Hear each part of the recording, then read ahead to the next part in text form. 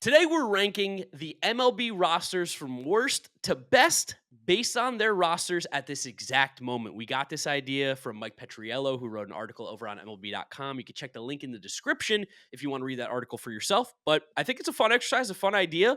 You guys seem to like when we ramble. So, what me and James are going to do is go from the bottom of our list to the top, and we'll go like 5 at a time, compare where we have guys, go through the list, and talk about everything we've got there. So, James, I'm going to hand this on over to you. Give me number 30 through 25 to get us started. Or I guess it's 30 through 26. That'll be the first 5. Yeah, 32-26. Great math over there by the guy Mark. So number South 30, Carolina. this should be the easiest one in the world. I hope we're the same here. Colorado Rockies. Colorado Rockies. Shout out Paul DePodesta, the new lead baseball executive there. I'm sure that's going to be a catastrophe, but the Rockies are still the worst team in the league. Then just ahead of them, I have the Washington Nationals, then Chicago Ooh. White Sox, then the Pittsburgh Pirates, and then the Los Angeles Angels of Anaheim. Okay, so we're in a similar-ish boat. Again, I had Rockies worst. I had the White Sox as the next worst. I still think that roster, while there are some bright spots that are coming, brighter, they still don't have that guy that makes me feel like a real cornerstone franchise guy just yet. Where the Angels still have Mike Trout, Joe Adell had a good season. They still have some brighter spots there at number 28 for me. Number 27 was the Washington Nationals. Similarly, C.J. Abrams, James Wood, just better. And Mackenzie Gore still is very good, we know. Number 26, I went with the Miami Marlins. I know the Marlins had a pretty good season, but my worry with the Marlins, and this will be my only thing I'll hate on them for, is just that I do think that their floor is still incredibly low. I'm not sure how high the ceiling is with the current roster that they have. That's what scares me is, can we rely on all these guys to do what they did last year again? That's my doubt. I'm going to have a very different Marlins take than you, so I'm excited Where for that. the hell are you going to put them? I got them real high. You got them real high? Relative to what the Marlins you'd expect from the Marlins. Okay. But the one thing is, I'll just say about the White Sox compared to, again, we're going to spend not much time talking about the worst teams in the league.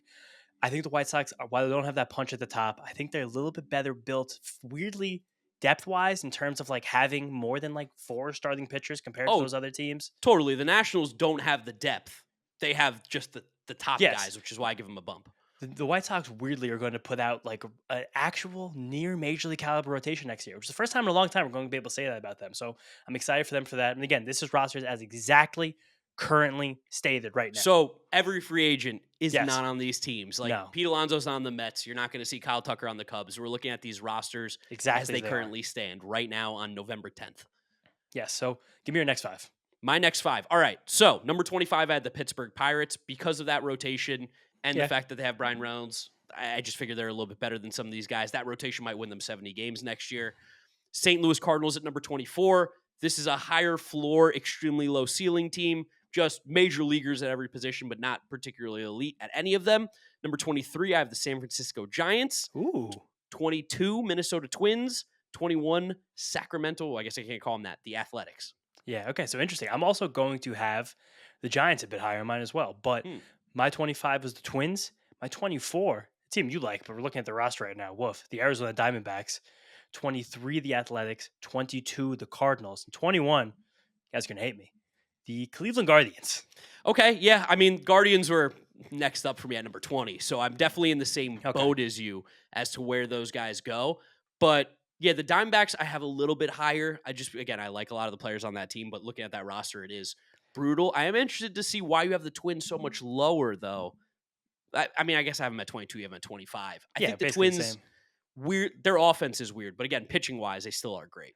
Yes, and again, this is their rosters right now. So if the Twins go in the next season with Joe Ryan and Pablo Lopez, they're not even the worst long shot bet to win the American League Central. But they still have them right now. That's what I'm saying. If they go into the season with them, I said, but it's still the lineup has basically 1.5 hitters in it, and the bullpen is a disaster. And the back of the rotation is still I do have good depth in the back of that rotation, but I even thought I was being a little bullish on the Twins, playing them at 25. And I agree with you saying about the Cardinals. They're going to go into the season with nobody. But as of right now, they do have an absolute 1 through 9 Major League Baseball team, which is better than most teams in this range can say. Yeah, it's. I guess the way that I did it more is based on like the quality of top players. Like the Cardinals have every single player on this Cardinals roster is a Major League Baseball player, and maybe that should be valued a little bit more than I'm giving it for.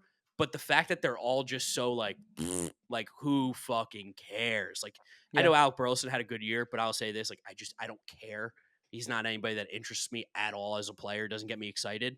That's kind of where I land with this entire Cardinals roster, which is why I bump him down a little bit. And I think that's also the difference in the way kind of you and I interpret these things. I think Yes. I look at the 162. I like seeing the marathon. I know how Yes. we know how much the depth matters in the marathon, but in terms of like, and not that these teams are ever going to get there. In terms of like winning a playoff series, that's when you need the guys. But just seeing a team having 9 bodies and like a handful of actual starting pitchers, that gives them a bump in my estimation. And I think I also had the Giants a little bit lower than where you said you were going to have them. I'll explain my reasoning now, just being that while they have Devers and Chapman and Willie Adames, which are very good players, and I see the rest of this roster, and I'm a little scared. Logan Webb's very good as well, but like if one thing goes wrong for the way that this current roster is, it's pretty horrible. I just don't trust the depth that this roster or their minor league system truly has. That being said, I think they're going to make moves this offseason. I think they're going to be a much better team than where I'm ranking them as of right now. Yeah, they're definitely as of right now depthless, but I have them. I'm giving them, and again the Marlins. We'll talk about them in a second. There a little bit of credence, and also just to destroy the Diamondbacks thing right here before we move on to the next batch of teams. Right now, the bullpen, the players on the roster to be in the bullpen next year: Andrew Salfrank, Ryan Thompson, Kevin Ginkel, Drew Jameson, Juan Mario, Brandon Garcia, Andrew Hoffman, and Taylor Rashid. And then the rotation is led by my guy Ryan Nelson, but that's literally the only trustworthy, unless you want to consider Eduardo Rodriguez or Brandon Pfaadt, trustworthy major league starting pitchers at this point. They are, if they want to contend next year, and again, Corbin Burns will be coming back. That's part of it, but he's probably not going to come back till midseason. If they're bad, might not come back at all, besides a show me towards the end. Yeah. They kind of need 4 pitchers, 3 starters, and 5 pitchers, 3 starters, 2 relievers to even get close to contending next season if they wind up not trading Ketel Marte.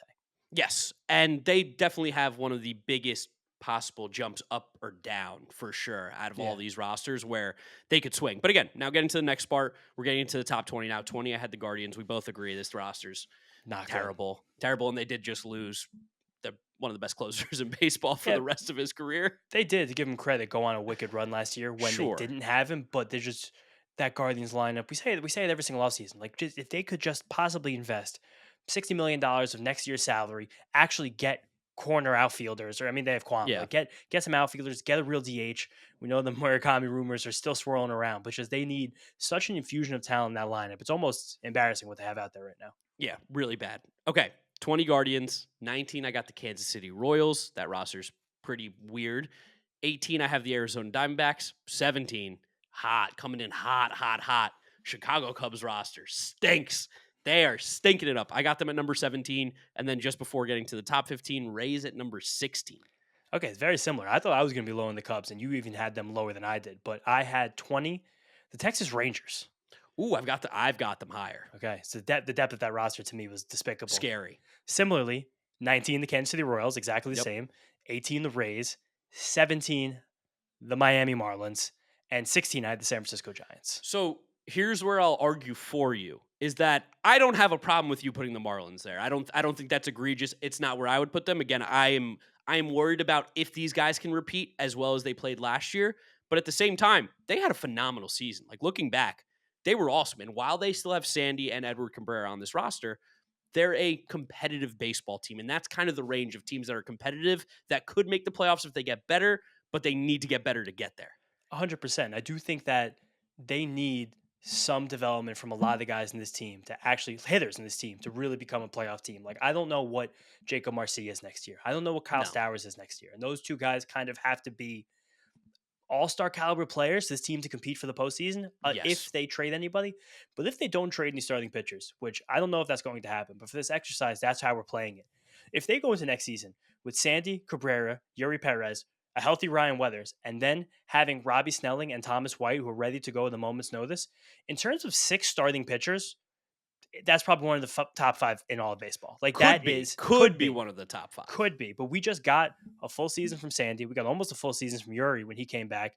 Edward Cabrera took 15 steps forward. I'm interested to see what the rebound is now, though. What's the bounce back from Edward having that breakout this season? I am too, but I trust the player development guys they have now. I trust that coaching staff. I think if no one gets traded, the Sandy, Edward, Yuri, that's a 3 that could fuck people up. And that's three that last all season. And again, Weathers has always been a question mark, but the stuff's amazing. I know Braxton Garrett will be back from his litany of injuries, but he's as a 5, he's a fun guy. And we both love Robbie Snelling and Thomas White. Yes. I think both guys can be impact starting pitchers next year. Again, the lineup probably will struggle, but that's my concern. I think it definitely will, but that's why I even think I put them here. Stink.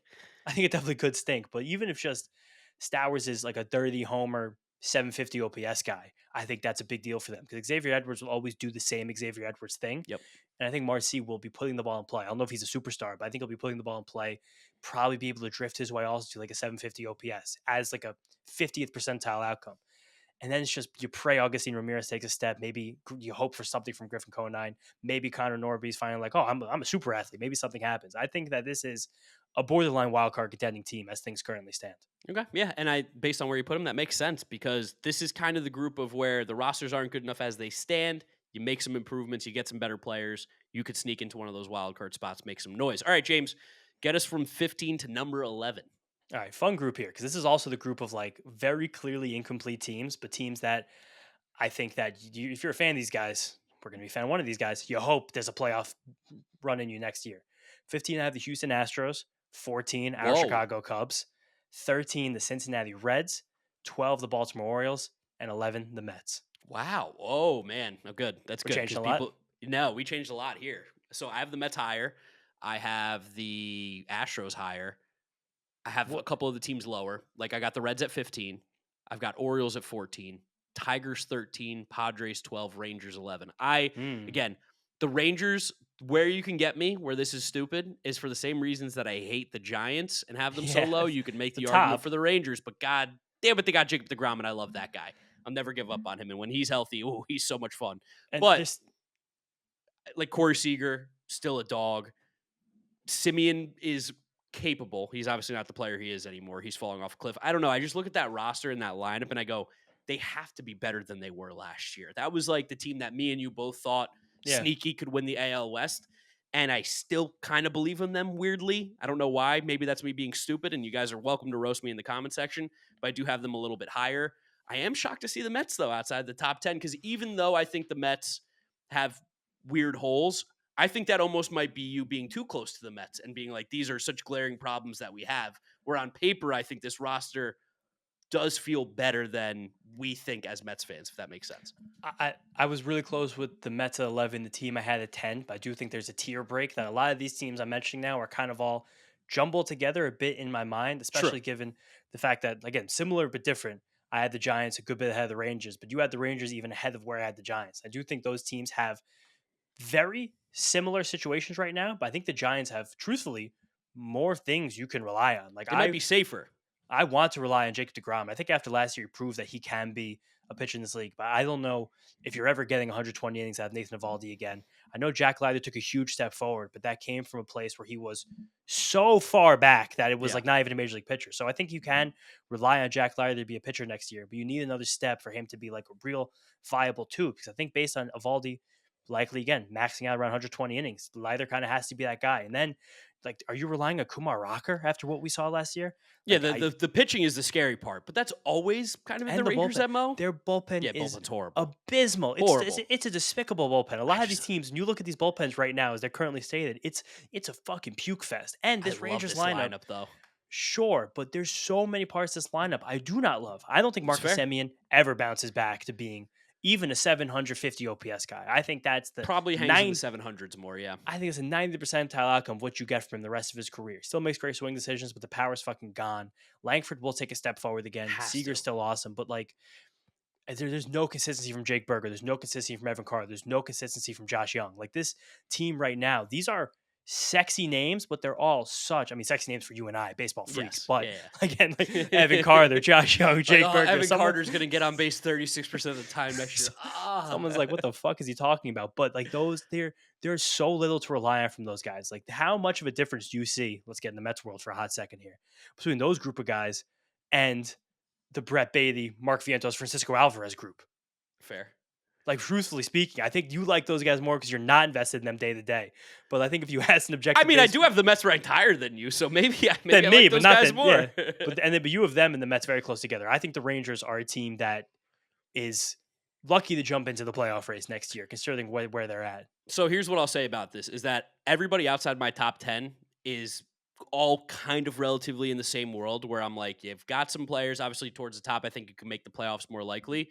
But like from 10 to 18, I kind of feel like you're all the same Yeah, ish. that's what I'm Where saying. like spend some money, you probably can become a top 10 team. But until you do, I can't really get excited about what your ceiling could be as an organization. Also, just to make sure we actually mention every team, I looked at this and really wanted to be excited about the Royals. I I really know, tried can't to do be. it. they might have two hitters next year because I know They have it's I love Vinny Michael and Bobby Garcia. Witt. I love Michael Garcia. It just might not happen again. And then after that, like I love Jack Caglianone. It might still take another year. He was just in Also, just college. let him DH. It's really weird right now. But I did like look back and still like that rotation. But I think the way the season ended for Seth Lugo, you have a lot of question marks. The way that you're going to need Chris Bubich to bounce back from major surgery, again, serious question marks. And the way that Cole Reagans, again, looked really injury riddled. It's a lot of question marks, and it's a lot of worry about the guys who could be behind them. And then I Yes. think the other team we didn't mention, we barely mentioned the Rays. The Rays just similarly incomplete team with a lot of fun players on it. Pitching could be good. The bullpen's actually great. And the Athletics, just please, please, guys, spend money. You can do anything you can to get a real second baseman. There's tons available. But it's just Yeah. for the sake of mentioning every team. Sure. All right. Let's get started on our top 10 where we can really have a good conversation here. At number 10, James, who you got? We'll go one by one. 10, I got the Padres. One ahead of the Okay. Mets. And I had the Brewers at number 10. Padres, I had number 12. I think that's the right spot for them. This is a team that, again, clearly needs some help on the starting pitching side, especially if Dylan Cease and Michael King are not a part of this rotation, which they currently are not. But still, that lineup has really good hitters. I bumped them down a little bit just because it's extremely top heavy. And then you are looking at, like, at this exact moment, I'll pull up their lineup real quick just to mention some of the guys that are projected to be getting some at-bats. You got Tirso Ornelas as their DH. Freddie Fermin still getting a lot of at-bats. Jake Cronenworth, Bogarts. Like, I know they're all players we know, but truthfully, like, Xander Bogaerts is one of the worst contracts in baseball history. Yeah, I mean, last year he did play well. I still give the Padres good credit for what it will be. Just basically guaranteed, even losing Robert Suarez, the best bullpen in the league. That rotation's crazy bad without. It is crazy bad. But Pavetta and Musgrove are an actual like fine 1-2. Yes, I think that while JP Sears was abysmal after the trade last year, he provides useful, meaningful depth. Randy Vasquez and Matt Waldron. That's going to be a kind of a shit show if those guys actually wind up getting legit innings next year. But there's so much top heavy in both the lineup and the bullpen. Especially the lineup being top heavy is one thing. Like they still are going to go into next year. As of right now, there's 7 major league hitters in that lineup. Of course, truthfully. yeah. Well, that's why Fermin's one of the better defensive catchers in the league. Like, and I think that's why they hover around the top 10 is because the offense is still completely fine. It's just and the bullpen's the best. Yeah, the bullpen is the best. Also, you do have a little hard on for Fernando Tatis Jr., who has not popped off in the last couple of years at all. He's been he hasn't. He's still a great player. Still been good, but he hasn't been that level that I think sometimes you think of him at. No, I think you always get stuck in what Fernando Tatis was because we always know what he was. Because it was like watching that, you're like, holy shit, this is the best thing ever. Sick. But like Fernando Tatis is still, because of how good he's gotten in the outfield, you're still looking at a 5-6 win player. Like he's still a superstar caliber player value wise, even though he doesn't have the gaudy MVP bat ceiling anymore. Maybe he gets that again. Who you got at 9, James? 9, I had the Detroit Tigers. Okay, yeah, I had them a little bit lower. I know they do still have Tarek Skubal, so that does help. Bullpen is a little bit shaky still. I know that the bullpen was fine last year, but I don't trust almost anybody in there still consistently to get these big outs. But maybe it doesn't matter. Yeah, I give them credit for like going into last season and not being able to trust them, but still finding their way through. Like I give them a bit of a hat tip for that. And then also, it's a good major league rotation, especially if Skubal's at the top, and then Flaherty, Mize, Olsen. Like that's a 2-3-4 that gets you to the playoffs pretty easily. And then you know how much I love Troy Melton. Next year we're unleashing Troy Melton next year. It's going to be a scene. And the lineup, while it's not fun or exciting, it's definitely not fun. Like at least there's a few guys in there who I'm like, you can play baseball. I went with the Astros at number 9. I think where'd you put Let's the talk Astros? I put the Astros 15. I thought that was a little low. I do because I still think their lineup plays. Like Jeremy Pena was great last year. He's a good baseball player. Jordan is awesome. I know he stunk last year, but that was an injury thing. Altuve, I think if he plays second base, not the outfield, will bounce back a little bit. Carlos Correa played so much better when he came back to Houston than when he did in Minnesota. Isaac Paredes was awesome when he was playing before the injury. Yeah. Christian Walker can't be that bad. He can't be. I won't allow it. He can't be that bad. Same thing with Yiner Diaz. I like Cam Smith. I think their lineup is really solid. I still think it's one of the better lineups in the American League. Pitching's where you get scary, but they do still have maybe the best 8th, 9th inning in baseball with Brian Abreu and Josh Hader, which is locked down. And Hunter Brown, Javier, and McCullers, while you don't know how many innings you might get out of those last two because of how many injuries they have at this exact moment, they're healthy. That's a pretty good, that's a serviceably fine 1, 2, 3, especially because Hunter Brown's an ace. No, you're not wrong about that, but I do worry about the fact that we for years have kind of understood that there's going to be a constant stream of pitchers for the Houston Astros. Like there's never really been a concern about their pitching depth in the past. And this past year, it felt like that because every single guy seemed like who kind of filled in the back wound up getting hurt, blowing out their arm, missing significant time, most of them the entire season. But it was kind of all held together by the combination of Framber Valdez and Hunter Brown together. Losing Framber, who's thrown so many innings for them, hurts. And it hurts a ton, especially because, again, there still is a true, 4, 5, 6, 7. Like you talked about Javier. When he came back, it looked good immediately. Then it looked really bad really quickly. That's also been his MO, though, I feel like. He's so hot and cold, that guy. But this is what I'm saying. They have a 1, and then they have 6 5s. And I don't know if you have 6 5s, because when you start to have a bunch of 5s, the power's in the depth of how many guys you can switch out, interchange. Like Jason Alexander, he threw a bunch of innings for his team down the stretch. Yeah. He's gonna be ass next year. Spencer Arrighetti this year, he had a freak injury. I love Spencer Arrighetti, but he got hit in the thumb in batting practice. Came back, he was fucking miserably bad. McCullers stinks. I like AJ Bluebaugh as Mike. He's giving me my fun dart throw next year for rotation depth. JP France and Colton Gordon. Like I just named you 6 5s. True. And it's only Hunter Brown. I don't know how they get through 162 next year without real investment to their pitching. As for right now, they haven't had time to make that investment yet. And I do agree with you that the lineup can still be very good. For the first time in a long time, you look at this Astros team and it gets thin really quickly. And for that, I really knock teams in this exercise for when I see a lack of depth like that. There we go, and that's the difference. I like. It's good that we have differences for once, which is good on this this channel. Yeah, right. All right, so I think there's also a few teams we've missed. If you guys are still listening, we haven't really talked a lot about the Cubs or the Reds. I think that or the Orioles, the Mets, as we get other teams in their divisions, I think that's when we'll bring those conversations together. Yes. Number 8, I got the Red Sox. Oh, I had the Red Sox higher. I have the Braves at number 8. I have the Braves higher. Okay. I think so. For me, the Red Sox down here at number 8, just because we are relying on a lot of the younger guys right now to do some of the heavier lifting on this roster. Like Roman Anthony, I think is going to be incredible. I think he's going to be an MVP candidate in a couple years. I don't know if he's ready to become that MVP candidate next year. I don't know if he's ready to be the guy to carry the weight for them on the offense. Also, no Bregman is going to hurt this team. They do have some somewhat holes. Pitching still kind of decent, though, with Garrett Crochet, one of the best pitchers in baseball. Bayo looks good. Like, I like this Red Sox team. I think they're still one of the 8th best in baseball on paper. I'm just not ready to put them into that top 5 just yet. Yeah, they were actually in my top 5. I guess maybe we'll wait till we get there and I can start talking about why. Yeah, sure. And you had the Braves at number 8? Yep, and then I had the Phillies at 7. Okay, I have the Phillies at 6. I had the Mets at 7. Okay. Let's talk about the NL East right now, then. Let's give a little conversation. Because I got the Braves at 4, just to get rid of the NL East. So we had these teams all relatively close together, but you had a pretty big gap with the Braves at the top. I still think the Phillies might be a bit better, but why'd you have the Mets so high? So I have the Mets so high because you have, again, 2 of the 10 best players in baseball, in Juan Soto and Francisco Lindor on this roster.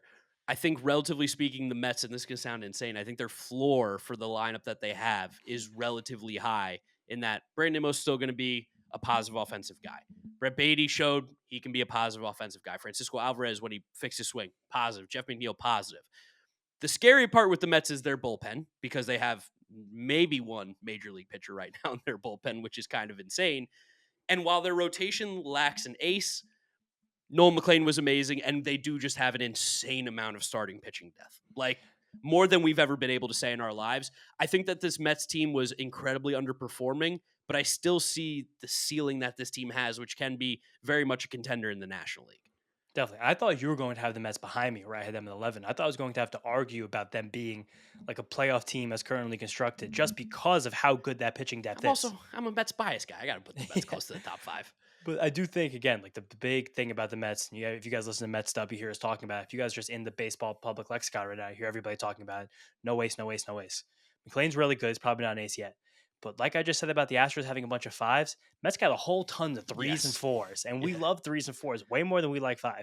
David Peterson, 3. Clay Holmes, 3-4. Sean Manaea, probably a 3. Kodai Senga as the wild card. Heading into the season as your 5, he I can feel easily good. perform like a 2-3. Yeah. And then the Mets can really kind of hang their hats on the fact that Brandon Sproat and Jonah Tong are going to start the season in AAA and be ready to go at a moment's notice. I think both of those guys can get major league hitters out. I know for Tong last year was a little bit hit or miss. Sproat also didn't get a lot of swing and miss, but having those guys as your 6 and 7, your depth, especially when Christian Scott comes back from his Tommy John, to be your 8, who can mix in as a long man, where the Mets lack right now in bullpen because they have maybe 2 major league relievers on the current roster without Edwin Diaz. They have an absolute wealth of starting pitching depth, not really impact starting pitchers, starting pitcher depth. That's a huge deal with trying to decipher which of these teams can win the marathon or be ahead of the other teams in the race. Yeah, and I had the Phillies slightly ahead of them at number 6, where you had the Phillies at 7. Similarly, because the loss of Zach Wheeler to injury this year, because of losing Kyle Schwarber, you just can't put them in the top 5 because Ranger. They just don't have that same oomph. I guess Zach Wheeler's technically on the roster, so maybe that's a little short-sighted for me, but it seems like he's not going to be on opening day. It seems like not opening day, but maybe like him versus Corbin Burns, who throws the first pitch next year. Also, maybe Zach Wheeler it winds up being worse, and we actually don't see him again. This Phillies team, they're the top-heavy team right now. They're scary. If you are a Phillies fan, you're freaking out a little this offseason as it currently stands. But still crazy top-heavy because you still believe that Trey Turner and Bryce Harper are top 15 players in National League, and you still know that the Christopher Sanchez, I mean, again, I trust Christopher Sanchez more than probably most. I think he's a top 10 pitcher in the league, truthfully. And I think that Luzardo showed a lot last year. He's probably a top 30. It still thins out fast, but you do have those guys at the top. And it might sound crazy, but their bullpen's also kind of set up to be fine. Bullpen's nasty. Phillies bullpen, which is the exact opposite of any time we've gone into a season talking about the Phillies recently. Yeah. But this is, as currently constructed, probably one of the 5 best bullpens in the league. Yeah, they Duran, Alvarado, Strom, Kerkering, Tanner Banks, and then you fill in those last 3 spots with whoever that's going to be. Yeah. Like it's a solid bullpen going into the year. But yeah, the lineup's crazy. Like right now, Bryson Stott is like slated to get a lot of at bats. You have Bohm, Marsh, Castellanos, Rafael Marchand is behind the dish. Otto Kemp is the DH. Justin Crawford in center field. The bench is like what? Like it's vile. Weston Wilson, Garrett Stubbs. Like oh man. Similarly, they're going to spend money, so it doesn't matter. They're going to be a top 5 team when this doesn't matter. Over. But for this, it doesn't matter, which is why I kept them outside of it. And I think for the Phillies, if you're a Phillies fan, you probably have to be banking on some combination of Aiden Miller and Andrew Painter being real pieces for you next year. Because you don't know what's going to happen to Aaron Nola. Jesus Luzardo, anytime in his career when you thought they made it, now he's finally here, he always breaks. That's what Jesus Luzardo does. You're going to need those 2 guys to be legit contributors as the team's currently constructed, which it won't be on opening day, to be a top 5 team in the league. And then I had the Braves at 4. I had them inside the top 5. One, pat myself on the back. Oh, I nailed the Braves 2025 season to a T. I had them missing the playoffs in my predictions. I said that they didn't get better, so they got worse. Now I'm flipping back. They were so bad last year that they're going to have to be good this year. And on paper, there's no reason this team should be bad. This team is sick from top to bottom. Like the lineup, there's 2 holes. It's Michael Harris, but Michael Harris is going to be fine. I think this is just the ups and downs of a guy who never walks and chases a ton. And Nick Allen. But still Murphy, a great defender. Albies, Drake Baldwin, Riley, Acuna, Olsen, Profar. That's one of the most complete lineups in all of Major League Baseball. And then on the rotation side, Sale, Schwellenbach, Strider, Waldrop, Reynaldo Lopez is dynamite. It's money. But yeah, this Braves roster, like similarly to some of the other teams, unreal top heavy. There is no minor league depth in this organization. So like last year, if anything goes wrong, this team's fucked. Yeah, but it's also going to be really interesting to see how the Sale, Schwellenbach, Strider trio recovers after a strange year for all of them, where Strider came back, was healthy, and sucked. Schwellenbach got hurt, but it was a bone thing, if I remember correctly. I think it was a fractured elbow, so he should be okay. And Sale, just for some reason, did the full-ass layout and broke his rib facing the Mets in the middle of the summer. But that was their World Series. Yeah, in terms of a top 3 for where the team could be. Hurston Waldrop had a great season, really stepped up. I just did the Bill Simmons step up, but this also could be, yes, my bad, guys. This also, as of right now, is truthfully one of the worst bullpens in the league. Yes. And they just let Pierce Johnson go. Would have been a very affordable option relative to how Kinley, good he is. who was awesome with them to end the year. Yeah, so there's probably some real deep PTSD concern from the Braves fans right now. You might get another just total lackluster year from your ownership, not let you spend any money. But at the same time, you don't even need to spend that much money to be absolutely surefire playoff team. Yeah, definitely not. All right, getting the top 5 star, James, at number 5. I had the Blue Jays. Who'd you have at 5? Did you skip 6? 6 was the Phillies. Oh, 6 had the Brewers. I don't think I mentioned that. Oh, you didn't mention the Brewers. Okay, yeah, 6 Brewers. Wait, so let's talk about now the Brewers, the Cubs, and the Reds, because we had them in pretty different spots. Me having the Brewers ahead of you, and then I had the Reds ahead of the Cubs as currently constructed. Yeah, I had Brewers at 6, or at 10, for the reasons that I think they're good enough to make the postseason. I think they're good enough to have a great regular season record, but this team still got no punch for me that makes me think that they're a legitimate World Series contender, and they're not going to spend any money to do so. Well, there's a big difference between 6 and 10, because 6 is me saying they're an NLDS team, which is exactly what you just described them as. But also, like, they probably are. I mean, they probably like are a fringe NLDS wildcard team the way they're constructed. Just because, again, there's no pop with this team. There could be more pop next year. The pop could be if Jacob Mizorowski takes another step forward and Jackson Chourio has like the real superstar pop off season. Like there's true pop potential. But they also did kind of get caught with like their pants down playing the Dodgers, where it's like you are clearly not even close to that class yet.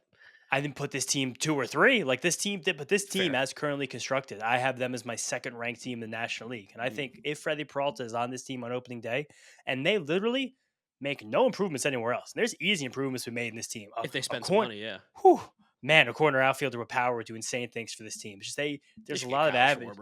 The third baseman, they should go out and get any third baseman out there. They should get Kyle Schwarber. But they have the best pitching depth in all of baseball. In terms of 4, 5, 6, 7, 8, they can take so many punches if Peralta stays on the top and if Quinn Priester is even 80% of what he was last year. And like we've said a lot in this channel, like the Chourio, Contreras, Christian Yelich 3 is much better than the Brewers teams that we saw get eliminated in similarly embarrassing fashions of yesteryear. Still not even close to contending with the Dodgers. Maybe next year you can win 1 game against them.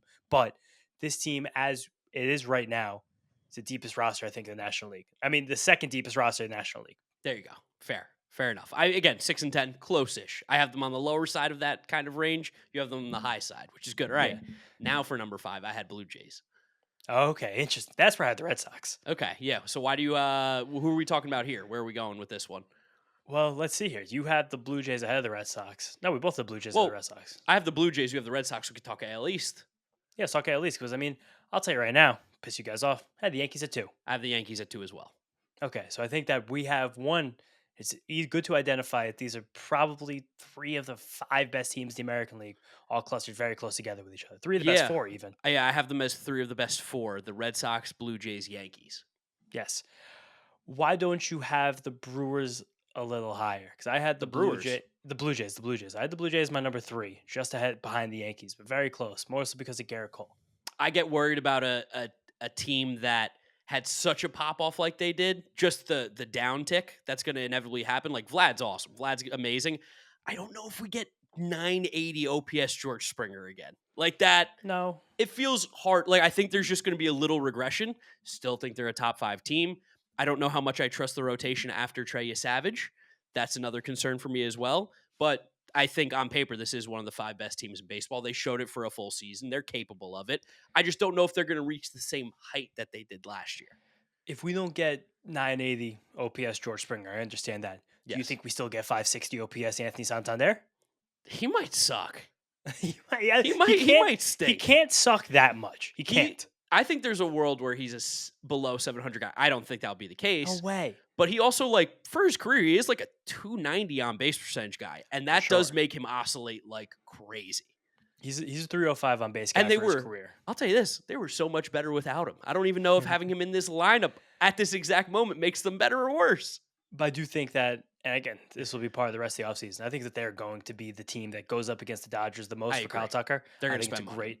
I think it's a great fit, and they always try to spend money. People don't really realize that the Blue Jays are this high-end market team until they start winning this year. But I am kind of confident in that Blue Jays rotation. I'm very confident what Shane Bieber can be next year as a 2-3. He's the one guy I'm like, I can't buy in yet. It's just been every time I watch him, I go, you should be getting hit much more. Like, I can buy in on you, Savage. I can buy in on Gausman. Bieber feels like, and truthfully, it just feels like better PR Jose Barrios to me. I think Bieber is lower ERA than Savage next year. Ooh, that's a hot take. I like it. I like it. Could that be the stake? Maybe. We'll have to consider that one. See how that one gets close there. But Barrios, I know he was not good, but he can at least still be a 4 or 5 in a regular season Yes, rotation. agreed. And I think them having that is meaningful. And this bullpen, all the shit we gave it through the playoffs for not being an elite playoff bullpen, it's a fucking great regular Oh, season great bullpen. regular season bullpen. Yeah, Awesome regular again, season I have bullpen. them top 5. Let's not pretend Yeah. like I'm saying this team stinks. But it's fun because I had them ahead of the Red Sox. I guess you did as well. But I did, yeah. I think this Red Sox team is sneaky dangerous. I think they're in a spot where with the right moves they're dangerous. I think the way they're currently constructed, they do still they need that legit bat. Again, we know Roman Anthony's going to be that guy. That's what I'm saying. I just don't want 22-year-old Roman Anthony to be what's supposed to be my best hitter in a lineup. Again, sophomore season, always a huge adjustment. If he comes out and lights the world on fire, you're like, oh yeah, here's the MVP candidate for sure. But like, you look at this order and like Narvaez cooled off hot, like a lot in the second half. I don't think anyone's I don't expecting like much. Yoshida. Casas stinks until he doesn't. Marcelo Meyer is fine. Cedon Rafaela is a center field, like plays good center field, but I don't think he's going to be a good hitter really consistently. That's where it worries me a little bit. And their bullpen's still dog shit. Yeah, I mean they still have Aroldis Chapman under contract, who's That's the best good. reliever in baseball last year. That's it. Yeah, I mean I think they like Whitlock and Slayton a lot. And I think past that, like how many of these teams have more than like 3 guys they really trust 7, 8, 9? Not many. I think that, but I don't know how much I trust those guys. No, I was like the second that Roman Anthony steps onto this team last year, they're one of the best teams in baseball. That's it. He's awesome. Yeah, and they find real good ways to manufacture the offense. I A big did have part of Red it's the Sox at park. 8. Yeah, okay, Red Sox at 8. But again, I had them at 5. Top 5 team I think is an important and different distinction here. I still like Duran's bad. I still think Story will be a plus player. I think Willier Brady, who has a chance to kind of go half nuclear. Like I'll say that about Willier. Like in terms of swing decisions and his power metrics there, like you have a chance for Willier Brady to be like a piece. And if Yoshida's on the team at opening day, I know he'll hit enough. Last year was weird. The shoulder thing was strange. I think he'll be a 110 WRC plus guy. I really do. And then I really think the steps that was taken forward by some of the key parts of this rotation last year. Crochet is in his own world. Like he is on that top tier of guys. Bello really took a step forward. I don't want him as my 2, but in terms of what this team has and how many bodies they have behind him, it's just a real well-constructed team. There's a lot of depth in the minor league system. Like either Christian Campbell or Marcelo Meyer also next year. It would not surprise me if one of those guys was a 20 homer 800 OPS bat. Wouldn't even surprise me a little bit. I don't think this team necessarily has glaring holes. I don't see the like elite players just yet for this roster. For sure. But again, you're looking for elite players. I'm looking for depth down the team. Know. I think that's how we're consistent with it, though. We're consistent with it. That's it. I mean, we're making these rankings. We're spending a lot of time thinking about this. Who'd you have number 4? 4, I had the Braves, so we talked about them. Who'd you have at 4? Was that the Blue Jays? Seattle Mariners. Okay, I had the Mariners at 3. I just gave them this, which is good. That's going to drive Toronto people insane. We beat them, but it's like it did come down to like the last game, the last out kind of thing. I think it is razor thin, and on the edges, I just love the Mariners. I love the Mariners so much. I love the pitching. I love the bullpen. I think their lineup's better than it gets credit for, but also still stinks because right now Ben Williamson and Cole Young are slotted in to play second and third. But I like Julio a lot. I think I'm begging for a full season of Julio remembering how to play baseball, not just second half. Randy's really good. Cal Raleigh's a beast. I love those guys. The rotation's the best in baseball, arguably. It is arguably, but I think there are some. That's why I gave the Blue Jays a bit of an edge over the Mariners because interesting. I keep saying it. Team depth. It's not even close. Like right now, the Mariners have an incomplete baseball team. The Mariners have outside of the lineup, it's bad. Mariners have 2 superstars in the lineup, 1 very good player, and then a whole lot of nonsense. You're not excited about Samad Taylor, former Blue Jay? I'm excited about my guy Dominic Canzone, Buckeye Pazan, but it's just you're basically looking at a quadruple A lineup besides one of the best players in baseball, another one of the top 15 players, and another very good player. So this is next size about right now. I'll still never believe that the Mariners are going to spend the money necessary to really do it. The fact they went out and got 2 rentals this year kind of says that to me again. And I know on paper this should be the best rotation baseball in terms of 5. The way that Brian Wu's season ended, there should be a lot of question marks going into him with him for next year. I trust George Kirby a lot. I trust Logan Gilbert a lot. Luis Castillo, the things happening for Luis Castillo under the hood this year, bad, horrifically bad. Luis Castillo, you're probably a little bit concerned with if you're really looking at him with a magnifying glass. But again, it's a 4-5, no big deal. And then Bryce Miller, one of the most disappointing players in all of baseball this year. No fucking clue we're getting out of him. Bullpen's nasty though, and I give them that. But I think there are some major building blocks that are more certain for the Blue Jays right now than there are for the Mariners. I think that's fair. They felt very close to me in my rankings. These top 5 teams all feel very, very similar to me in how good they are, with, of course, the Dodgers being at the top. Number 3, who'd you have? Blue Jays? Blue Jays. Okay. So number 2, we both had the Yankees. Briefly talk about them. Number 1, the Dodgers. I don't think we need to really announce that one for everybody. We know how good they are. That team is ridiculous, and they still are. Yankees. We've caught a lot of flack because we didn't give the Yankees a lot of moves this offseason, a lot of action. You look at this roster, though, it's don't need them. Pretty complete. They kind of just have the team they're going to have. They're going to fill in on the margins because I don't think you're going to feel great with Brandon Shoemaker and Jorbit Vivas being on your bench. That's kind of where they're going to get guys and like to fill in the back end of this bullpen. Otherwise, it's not a very flexible roster. You have the guys you have. They're all getting paid. They're going to be there. And again, like we talked about in the trade video, it's a very good roster. Unless the Yankees do something nuclear, which is trade a Dominguez or a Volpe, it's hard to find the spots that you upgrade. And like you said, where the flexibility comes in. Like you have Giancarlo locked in, and he was a fucking monster last year. He was one of the best hitters in baseball when he was on the field. And Ben Rice should be locked in. Ben Rice also awesome. Judge, of course, Jazz. You traded for McMahon. He has the contract. He might not hit that well, but he's got the defense. And then Spencer Jones is going to be on this 40-man roster. Spencer Jones is going to get a lot of chances next year in the major leagues. I don't know what's going to happen with Spencer Jones. I think he'll play good defense, and I think he'll run into a few. And if you told me that Spencer Jones next year had a 700 OPS and played near Gold Glove defense in center field, like, you take that from your 9-hitter in the Yankees. And on top of all of this, like, that will get Garrett Cole back. Yep. That's huge. The fact that it could be Garrett Cole, Carlos Rodon, Max Fried, Cam Schlittler, Luis Heel, that's unbelievable rotation. Throw Will Warren in the bullpen. You have Clark Schmidt, who's going to come back from injury right at some point, or would he get late Tommy John? Was he a late Tommy John? Schmidt was a late Tommy John. Schmidt won't be back. So he won't be back next year. But they need like a 6-7 starter. But that's a good need this time of year. That's also like that's where Will Warren can fill in for this roster as like that 6-7 starter. That's where you could get. They have some guys in the minors like Elmer Rodriguez Cruz, who's probably going to get a look at some point next year. Carlos LaGrange looked great too. I know some bigger Yankees podcasts don't know their guys in the farm system, but luckily at the Windup we know baseball, so we talk about it. Like this team is good on paper. Like I hate the Yankees. Good. I think seems fucking awesome on paper. I think they are losers mentally, and I think they are ran by a lame duck coach in Aaron Boone, who's a complete loser. That's what holds them back. But on paper, roster-wise, especially right now, they're one of the best rosters. There's not a lot of holes. There's not a lot of space to improve for this team. It's center field. That's kind of the only real tangible spot they can get better at right now. And shortstop. But again, I don't think that this is the time for them to kind of push that button. Jose Caballero was great. Yes, for what he is. And he was perfect fit for this Yankee team that desperately needed defense, speed, athleticism, all these things. And similar to the way last year, Cam Schlittler rose from the ashes. I kind of told you about him. If you guys watch my YouTube channel about fantasy baseball, talk about Cam Schlittler in March somehow. Ben Hess will be another one to watch this year. You mentioned really LaRange. You mentioned Elmer Rodriguez. I'll remember the third name. Elmer Rodriguez Cruz. Ben Hess has a fucking hook. Yes. The Yankees love these big dudes with crazy breakers. Ben Hess last year got to Double-A, was really nasty when he got there. He looks like he's going to be a guy. And he was a first-round pick, so it's not like jumping on a ledge saying a first-round pick is going to be a guy. But again, sometimes when people cover these teams with podcasts, they don't know prospects, and that is a disservice to the listeners not to know these things. So the Yankees have aces at the top, pitching depth, Aaron Judge.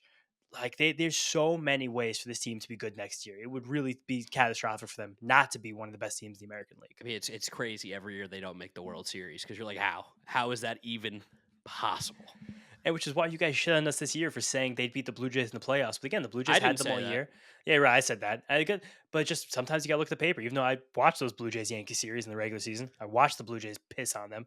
And that's just kind of what it came down to. Maybe this year the Yankees learn their lesson a little bit, learn how to get those fundamentals back, learn how to play a little bit faster. Maybe they don't. I don't really know. But I think Garrett Cole can help with that. Garrett Cole can cover up a lot of fundamental issues. 50 seconds on the Dodgers here. It's the same exact team it was that just won the World Series.